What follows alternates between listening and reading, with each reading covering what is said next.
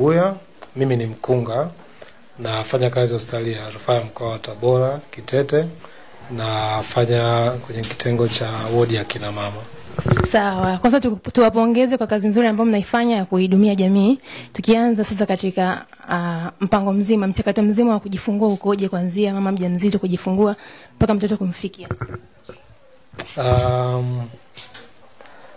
Kwetu hapa Kitete tuna kliniki ambayo kuna kliniki ambayo inaendeshwa na madaktari bingwa, ambapo wanaanza kumuona mama kabla hajawa mjamzito.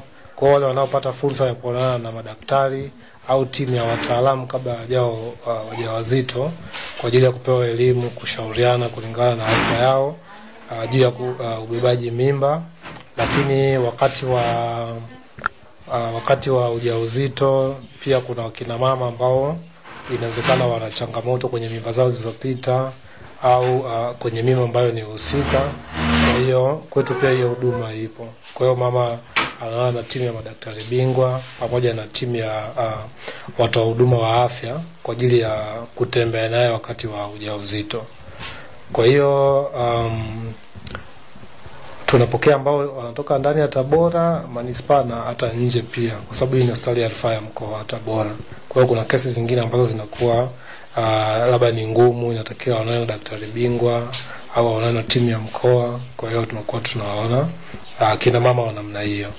Lakini kina mama wanaokuwa wana changamoto pia wakati wa ujauzito, kuna wengine tunawaona kama wagonjwa wa nje, wengine tunaona kama wagonjwa wa kulazwa pia.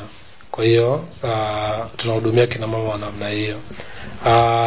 Sasa kukuja kwenye swali lako, tunamzungumzia sana mama ambaye amekuja kujifungua kwetu hapa.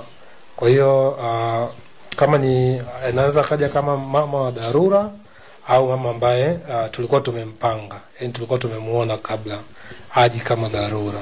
Kwa hiyo wote hawa tunahudumia. Nitaanza na huyu ambaye anakuja kama dharura. Kwa hiyo akija tutampima kuangalia kama yupo kwenye uchungu tayari. Kama yupo kwenye uchungu tutaendelea kumfuatilia yeye pamoja na mtoto wakati wote ambao wanakuwa hapo kwenye uchungu. Kwa hiyo kuna vipimo ambavyo tunavipima, lakini tunaangalia pia alivyokuwa anafanya kliniki, alikuwa anaendaje. Kwa hiyo kuna wale ambao wanakuwa wako kawaida, lakini wale wanakuwa wana changamoto wa dharura pia. Inamaanisha wapo kwenye uchungu. Kwa hao wote tunakuwa tunawahudumia. Kwa hiyo kwetu hapa kuna hospitali zote kujifungua kupo kwa aina mbili. Kuna ambayo ni kawaida na yule ambaye anakuwa sio kawaida. Kwa hiyo akiwa ni kawaida inamaanisha atajifungua na tutaendelea kumfuatilia akiwa kwetu hapa. Atajifungua kwa njia ya kawaida. Lakini kama labda uzazi wake una changamoto, anahitaji kwenda kwenye upasuaji, ataenda kwenye upasuaji, au kama kunahitajika kufanyika njia nyingine pia za kumsaidia, pia tunamsaidia. Kwa hiyo anaweza akajifungua kwa njia ya kawaida au njia tunasema za operation, pamoja na njia zingine za kitaalamu ambazo tunakuwa tunazitumia. Kwa hiyo akishajifungua mama sasa ambao wamezaa bila operation tunatakiwa tuwafuatilie kama hawana changamoto angalau masaa 24 mama pamoja na mtoto. Kwa hiyo mama atajifungua, tutamfuatilia ndani ya masaa mawili ya kwanza tunakuwa tunafuatilia kila robo saa. Tunakuwa tunampima, tunaangalia maendeleo yake ambavyo yanakuwa yanaenda. Kila tutapokuwa tunampima yeye tunamwangalia na mtoto. Masaa mawili ya kwanza. Baada ya hapo tunaenda kwenye masaa mengine anayokuwa anafuata. Tunatoka nusu saa, tunaenda dakika 30, kila baada ya dakika 30 tutakuwa tunamwangalia. Baada ya hapo tunaenda masaa 4 mpaka atakapokuwa amekamilisha masaa 24 akiwa kwetu. Kwa hiyo kama ataonekana hana changamoto, mama pamoja na mtoto yeyote kati yao wote wakaonekana hawana changamoto, inamaanisha tutawaruhusu. Na wakati tunawaruhusu pia tutakuwa tunampima na kumfanyia uchunguzi kama mama yuko vizuri kwa ajili ya kwenda nyumbani. Huyu ni kwa ambaye hana changamoto. Akiwa na changamoto labda amefanyiwa operation, yenyewe tunaenda siku 3 kama hana changamoto na tumemfanyia uchunguzi, tunaona hamna changamoto yoyote, basi huyu tunamruhusu, alafu tunamwambia anarudi baada ya siku 7. Kwa hiyo kwenye uzazi kuna changamoto zingine, labda ana kifafa cha mimba au dalili za hatari za kifafa cha mimba, damu iko chini, huyu inabidi tukae naye kidogo kwa muda mrefu, tukiwa tunampatia matibabu na ufuatiliaji pia. Sawa, umeeleza mchakato mzima wa kujifungua. Je, katika hospitali ya Kitete ishaitokea labda kesi mtu kajifungua kesi mtoto wake amebadilishwa? Hospitali na siku nyingi siwezi nikasema, lakini mimi yani tokea hospitali imefunguliwa mpaka leo hiyo siwezi nikasemea, lakini kwa ufahamu wangu na kwa muda wote ambao nipo hapa sikumbuki kama tumeshapata kesi kama hii hapa, kwa sababu sisi mama, nafikiri kwa namna pia ambavyo tunakuwa tunazidi kupeana elimu. Unajua mtu anapokuwa anakuja kujifungua ni yeye pamoja na mtoto, kwa hiyo inabidi uwe makini sana. Kwa hiyo sisi kwetu, kwa mfano mama ambaye amejifungua kawaida, wakati unamhudumia mtoto akiwa tumboni kwake pale, umeshamtoa, lazima umuonyeshe mama mtoto wake, lazima aone jinsia ya mtoto, unaelewa? Alafu kina mama huwa anakuja na kanga, kwa hiyo atachukua kanga yake, utaona nini pale, alafu mama anakaa na mtoto wake. Kwa hiyo muda sisi, kwa huyu mama ambaye anakuwa ana changamoto, muda wa mama kutenganishwa na mtoto wake huwa ni hamna. Kila kitu kitafanyika tumboni pale, atatolewa mtoto, mama ataenda kupimwa uzito, unamwambia kabisa mama, huyu mtoto wako tunaenda kumpima uzito pale, afu tunamrudisha, kwa sababu inatakiwa mtoto aanze kunyonya ndani ya saa. Kwa hiyo kama mama ana changamoto, inamaanisha haraka haraka ukishampima uzito pale, mama akiwa na changamoto, unamrudisha kwa mama yake, anaanza kumnyonyesha. Lakini kwa wale ambao wanakuwa na changamoto, labda amefanyiwa operation, pale pale kwenye operation, kama mama atakuwa anapewa ile nusu kaputi, anakuwa anajitambua, lazima umuonyeshe mama mtoto wake, mama mtoto wako ni huyu na huyu na huyu. Kuna huwa tunawaandikia alama, kwa hiyo tunamwandikia kabisa alama, na kama mama alikuwa amekuja na kanga zake pale pale ndani. Kwa hiyo baada ya hapo mtoto tunaweza tukamtanguliza ambapo anaenda mama yake. Kule pia tunakuwa tunakabidhiana, tumekuja na mtoto wa mama fulani, labda tumeongozana na mama, au mama anakuja nyuma baada ya mtoto. Kwa hiyo unakuta kuna alama kabisa, ameandikiwa mtoto wa fulani, amezaliwa muda fulani, mtoto wa jinsia gani, na uzito gani, hali yake ambavyo tumetoka naye. Kwa hiyo zile zote unazokuta tumeandika zinaendana na yule mtoto.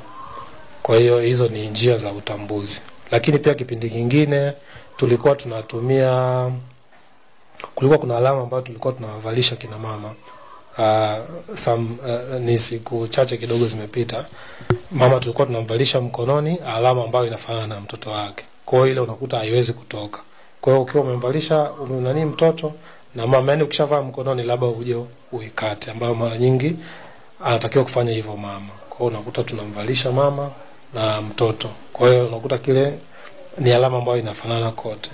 Nafikiri hiyo ni njia ambayo ni nzuri nyingine pia. Ni mbinu gani za kisasa ambazo zinafanyika endapo itatokea tukio kama hili limetokea katika hospitali? Tukio la kubadilishia mtoto. Kwetu sisi hicho kitu hakipo. Hata kwa hospitali zingine endapo litatokea tukio kama hili. Okay. Kwanza sasa hivi tuna advocates, tunashauri sana mama akiwa anakuja kujifungua kwenye sehemu za huduma awe na mtu ambaye ameambatana naye, kwa sababu ya kumsaidia. Kuna vitu vingine ambavyo labda inawezekana labda muda mama anahitaji kitu fulani, mtu anayekuja kumsaidia anaweza kusaidia. Kwa hiyo kuwepo, anaweza kawa ni mume wake, anaweza kawa ni mama yake, ndugu yake wa kike, wanaweza kaingia mle ndani. Kwa hiyo inamaanisha yule anaweza kawa ni msaada wa kwanza, uwepo wake, kwamba mtoto amezaliwa anakuwa anaona zile taarifa zote, imeenda hivi na hivi na hivi. Kwa hiyo akiwepo mtu mwingine tofauti na mama, inaweza kuwa inasaidia. Hiyo ni njia moja. Kwa hiyo tunasema ni mtu ambaye ameambatana na yule mama. Lakini cha muhimu kuliko zote ni kupeana taarifa. Kila hatua ambayo inakuwa inafanya. Mama, mtoto wako tunamkata kitovu, tunaenda kumpima uzito, mtoto wako labda amepata changamoto, tunampeleka wodi ya watoto wachanga, unaelewa?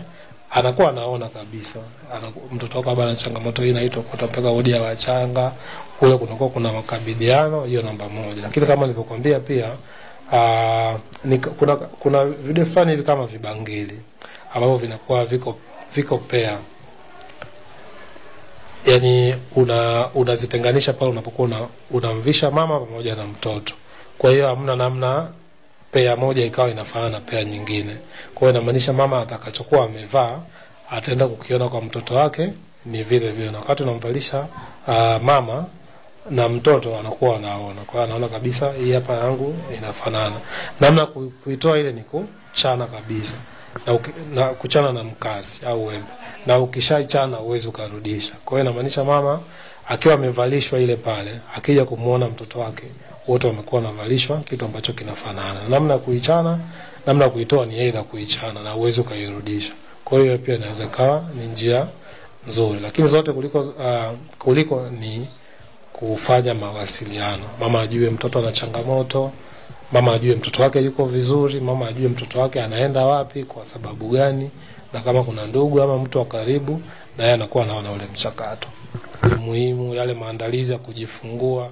Mama asitembee mwenyewe, atembee na ndugu, atembee na mume wake pia. Sijui kama unaelewa. Lakini hata wakati wa kujifungua pia, yani wale watu wasiwe nyuma.